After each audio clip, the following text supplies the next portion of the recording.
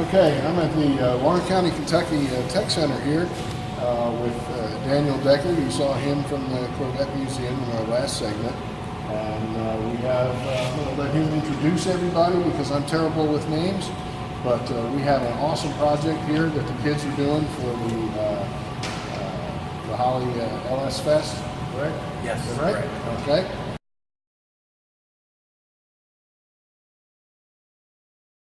And they're basically taking an old Vette that, you know, most Vette enthusiasts probably wouldn't particularly care for because it's like 1980s, smogged out.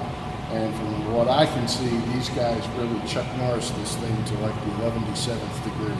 So, along with the guidance and wisdom of these gentlemen here, I'm going to let Daniel introduce and talk, and I'm going to step aside and.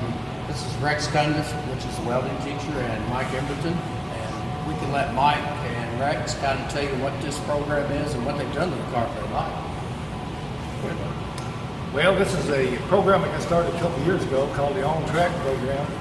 And the idea behind it was driving education through motorsports. And we're actually building a car. Last year we built a Camaro. Like he said, this year we're building a Corvette. And kids are 100% doing the work on this with our mine and Mr. Cunning's guidance. And it's been a really rewarding program for me and the students. So, he's a little more, I guess you could say, knowledgeable in this technical stuff than I am, even though I'm an automotive teacher. He can come off of it a little better than I can. So. I teach welding and fabrication. A lot of what you're seeing under now is direct relation between Mike's group and my group. Took the factory 1980 frame, which was actually on this car in very good shape. They are prone to rusting out at the back dog legs. This was a very nice car to begin with. But we went in and totally re-welded all of the factory welds. A lot of them were stitch welded, spot welded, and we welded solid, boxed a lot of areas, stiffened the chassis as much as we could. Then we sandblasted it and it went to powder coating. A lot of aftermarket items on this suspension. Found folks at Global West worked with us on rear trailing arms. It has the offset tubular rear trailing arms. It has the larger tubular front control arms. The front's been converted over to coilover, and the rear over to a mono composite leaf to our spec. And we're hoping for good things out of all of that. We've added Willwood brakes all the way around, 6-piston in the front, 4-piston in the rear. Also went with one of the weaker points on the Dana setup. That's a Dana 44. We went with drive shaft shop out of North Carolina. Fabricated our billet aluminum and carbon fiber half shafts. We're hoping that'll eliminate one of the weaker points of that rear.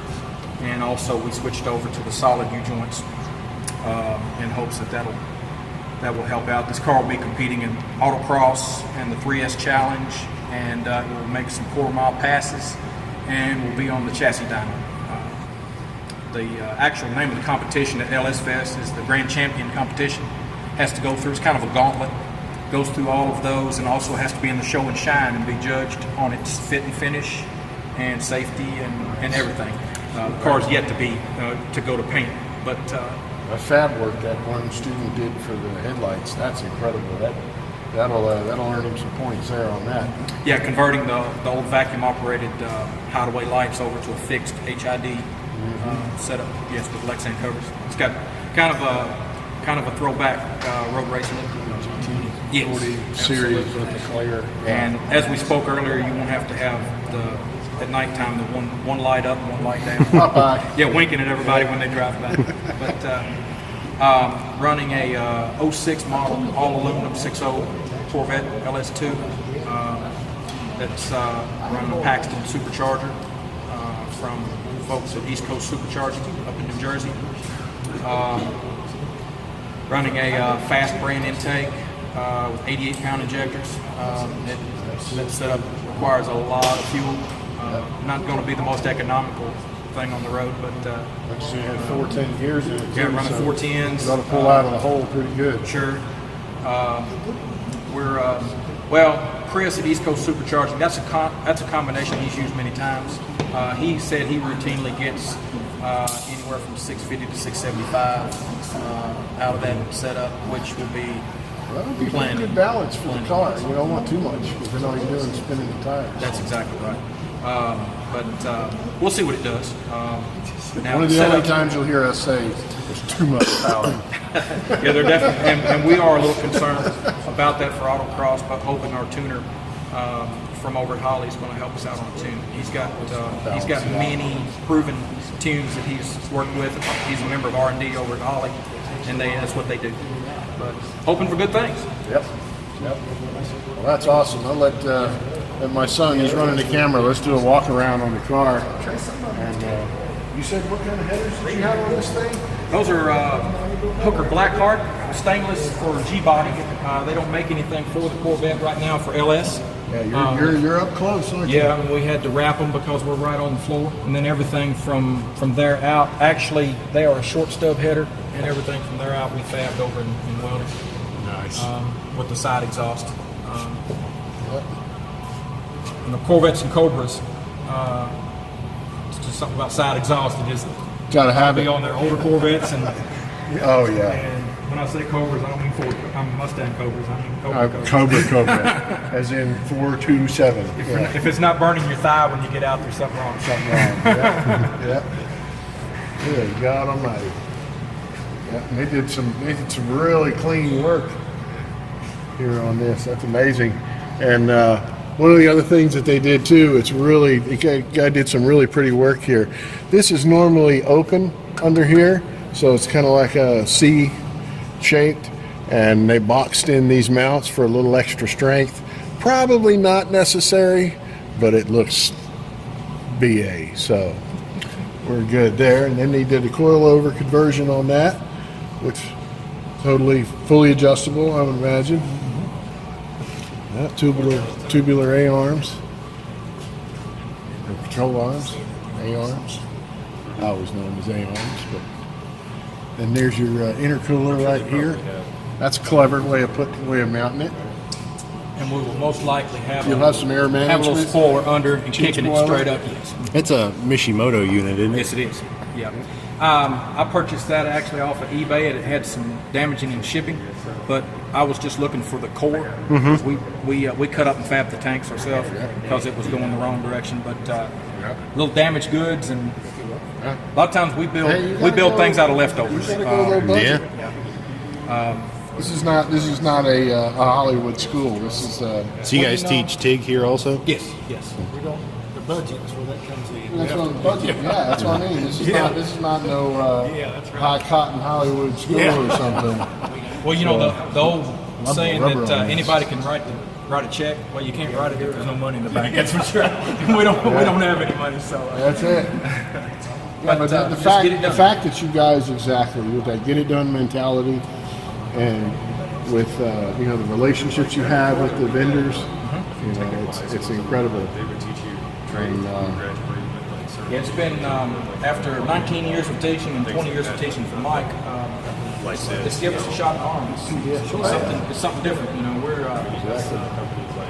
We're getting closer to the end of our teaching stretch, and it's nice to have something new and fresh and pretty exciting. Nice the to legacy see- you're leaving behind. Nice to see something that the kids really get involved in. I mean, most of them enjoy it. This right here is really beefed that up. Oh, They love it. You can write anything you want to put the car together. Yeah. One thing, like I said, I was hoping we get this thing fired up this week before we left. And we will. But, the feeling they get from they've had that engine part, they put it together, and then you see the look on their face when it fires up. That flash first shot. Oh yeah, even in MacGyver's workshop, we're gonna have some engine projects coming up. That first fire, that's gonna be the big thing. So, and you say you're running a Paxton or no? Yes. Nice. You don't have any? Well, I guess you're not running heavy boost or anything like that. We're going to be stay under 12 pounds. So you don't have, Most likely in the 8 to 9 pounds. so you don't have to worry about belt saves and anything like that. Shouldn't. I know Freiberger was doing that test with the Different. belt driven Yeah. supercharger. I think you were seeing how much boost the 305 could take before it flew apart. And the problem they were having was the belt would slip up at the high end. So Yeah, East Coast Supercharging, like I said, works directly with Paxton. This is their, of course, that's a Paxton 1500, Nova 1500 head unit, and then all of the bracket and drive system you see is proprietary of East Coast Supercharging. And it's got a double tensioner set up on it. They've really gone an extra bit on it. Very popular setup for the C6 Vette mostly, but they've got some stuff for the new one, and working on it now. You can see we've just rough fabbed up all of our tubes ready to be tigged up, and I've still got to put a blow off valve on it. oh yeah. You see, this cover was made by his bunch over in the shop too. Yeah, we Designed all that. they rolled just a little something to Just threw something together. Yeah, that's something different. Well, they've got. I always tell them they got more time than money. So. Yeah, there you go. Hey, now we need to give that kid some props. He's not here with us. He had to go with his school thing. But this kid designed and fabbed this up.